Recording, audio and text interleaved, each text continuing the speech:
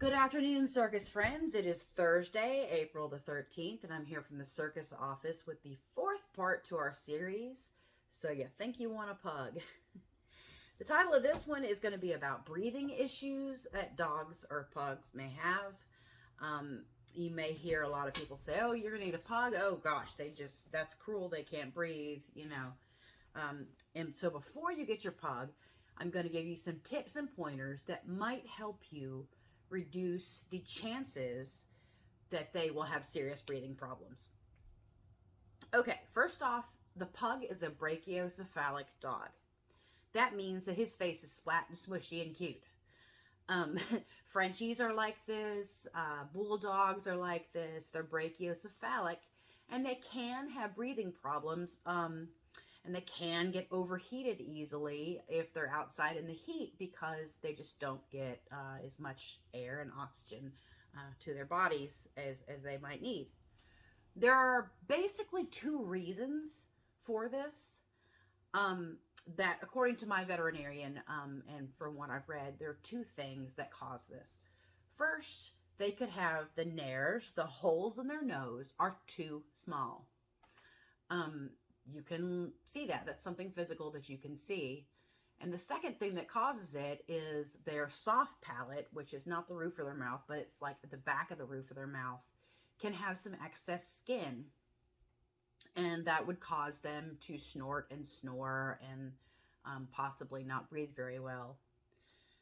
When they're little puppies, when you buy your puppy, you know it's not done growing. It still has to develop. So you can look at a puppy's nose and you can tell, oh, okay, it's got two holes. It's all good, right? What you want to try to do is look at mommy and daddy's nose, because then you'll get an idea of what your puppy will look like when it is full grown. If you can eliminate the risk, the fact that the dog does not have holes that are too small to breathe out of, then you've got half of the chances you're going to have problems later gone. Okay. So if you know the nose holes are big enough, the only other issue can be the soft palate in the back of the mouth has some extra skin or like a flap.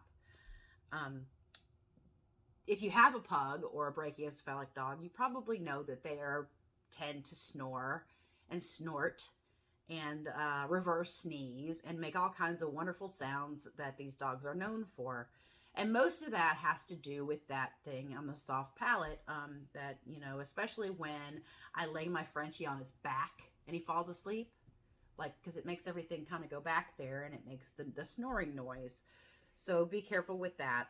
But the main thing is before you get your pug or your Frenchie or your bulldog or whatever you get, look at mom and dad's nose. I'm going to post some pictures on here and show you what I mean. But there are some dogs that have like their holes in their nose are so tiny that they literally just cannot get enough air. And that is their big problem. My veterinarian tells me that there are two kinds of surgeries that he has to do, and they can get very costly on these brachiocephalic dogs. One of them is they go in and they make their holes bigger in their nose, which, I mean, all this sounds horribly painful. I can't think of what that would be like, but by making the holes bigger, they can get more air. They won't have to do that if they're big enough to start with. And then the other thing is, if that doesn't help, they have to go in and shave away some of the soft palate so that they can breathe better. So your chances of having to get surgery on your pug or your brachiocephalic dog when they're older are reduced by half if you just look at mommy and daddy's nose holes before you buy the pug.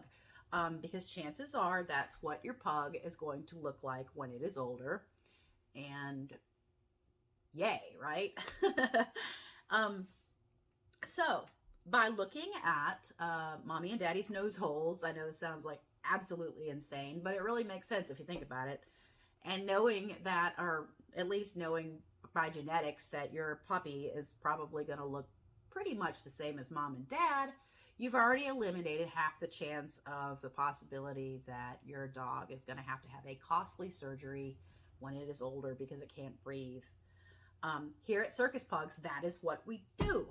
We we have 11 dogs in our breeding program, and before any dog is admitted into the breeding program, we look at things like that. We look at the size of the mommy daddy's nose holes. We do genetic testing. We do everything that we can do to ensure that the puppies that we make are going to be really great dogs, and they're going to be health issue free, and you're going to keep them forever and ever, and you're going to love them like they are human babies. So if this has been useful in any way to you, please click the like button and subscribe to my page, or follow my page on Facebook or on YouTube. And if there's anything that I left out, because sometimes I ramble and I forget things that I meant to say but I didn't, please put them below in the comments to help everybody that sees this video know more about breathing problems and potential breathing problems that could be in brachiocephalic dogs like the pug. Thank you for watching, and I'll see you next time. Bye-bye.